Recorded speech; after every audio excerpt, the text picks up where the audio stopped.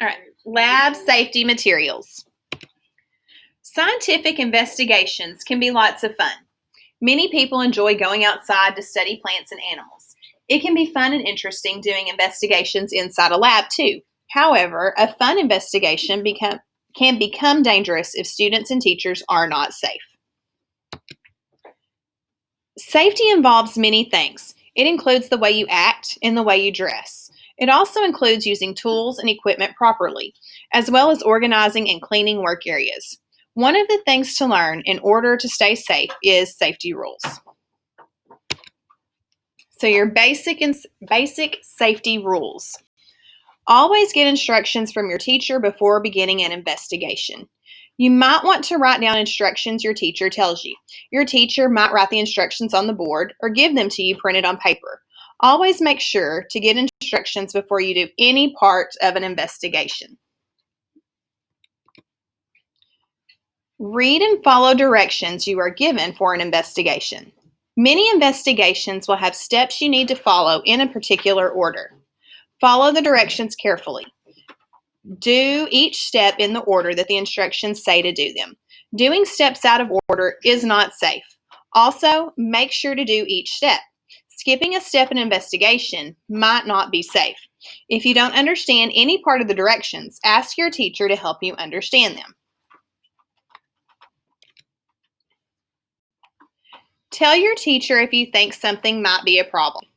Your teacher might be busy during a lab investigation helping other students. You might see something you think could be dangerous, such as a liquid chemical heating in a beaker that no one is watching. Tell your teacher right away that you think something might be dangerous.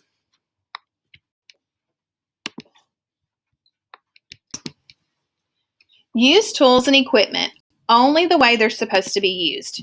Using tools and equipment in the wrong way can be harmful to you and others. Plus, tools and equipment can be damaged if used in the wrong way. Always wash your hands after an activity in the lab. Washing your hands helps keep you healthy. During investigations, you may handle dirt, organisms, or chemicals, among other things. Washing your hands removes harmful germs and other substances from your skin. All right. Keep your lab area organized and clean. Clean your lab table before putting anything on it. Only put on the table the things you will use during your investigation. Keep breakable objects, such as glass beakers and test tubes, away from the edges of the table. Sharp objects, such as knives, should be placed in a safe place on the table to avoid cuts. At the end of the investigation, clean all tools and equipment and return them to where they are stored. Also, clean the lab table after your investigation. Dress appropriately for scientific investigations. Look, there's our little minion guy. Don't wear loose or baggy clothes during scientific investigations.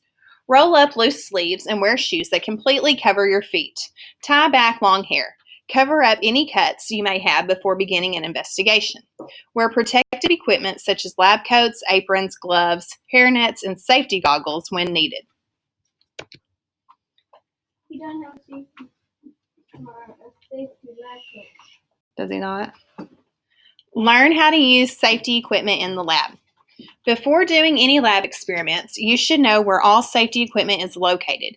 You should put on any safety equipment needed for your experiment before beginning the experiment.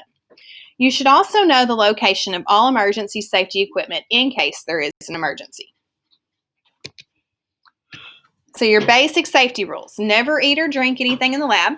Never touch, taste, or smell unknown substances, and keep electrical cords away from water. Those are things that you should automatically know, right? Yeah. All right, paragraph 3, finally. Safety equipment is very important to use during scientific investigations. Some types of safety equipment protect against dangers. Safety goggles protect the eyes from splashing liquids or flying objects. Flying objects include dust, metal, and wood chips. Chemicals that splash could harm the eyes if safety goggles are not worn. A lab apron protects your body and clothing from harmful substances. A lab apron covers the front and sides of your body. The apron protects against spilled chemicals, materials that corrode, and hot materials. Safety gloves protect hands from harmful materials, including heat and chemicals.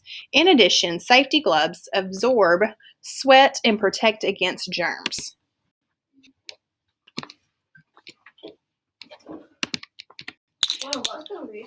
We try to prevent accidents while doing investigations. However, accidents can and do happen. It is important to be prepared for different types of emergencies. Learn about different types of accidents and what to do in an emergency. This includes knowing how to call for help, knowing where emergency exits are located, and knowing where emergency equipment is located. How you act can help others from getting hurt in an emergency. First of all, stay calm if an emergency happens. Tell the teacher about the emergency right away. Follow all instructions that the teacher tells you to do.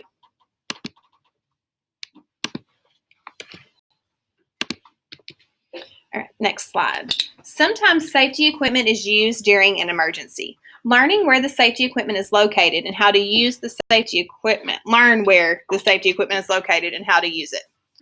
Using the right safety equipment can help others from being seriously hurt. Okay, so it mentions the emergency eye wash and shower that I showed y'all where the closet where it is. One danger of experiments is the flammability of substances used. Flammability is the ability of a substance to burn. Some substances start to catch fire easily. Each science lab should have a fire extinguisher. A fire extinguisher is normally a red tank that contains material that can put out a fire. If a fire starts, a qualified person can use the fire extinguisher to try to put out the fire. You should also know the fire drill for escaping the lab if a fire becomes too large to put out. Sometimes a small fire can be put out using a fire blanket. A fire blanket is made of fire-resistant fabric and is used to smother small fires. The blanket can be used for a small fire on a surface. Also, the blanket can be wrapped around a person whose clothing has caught fire.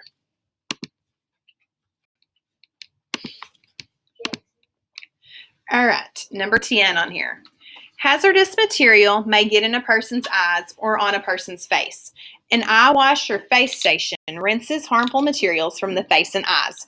It gives a steady stream of water to the eyes and face. The water washes away harmful materials.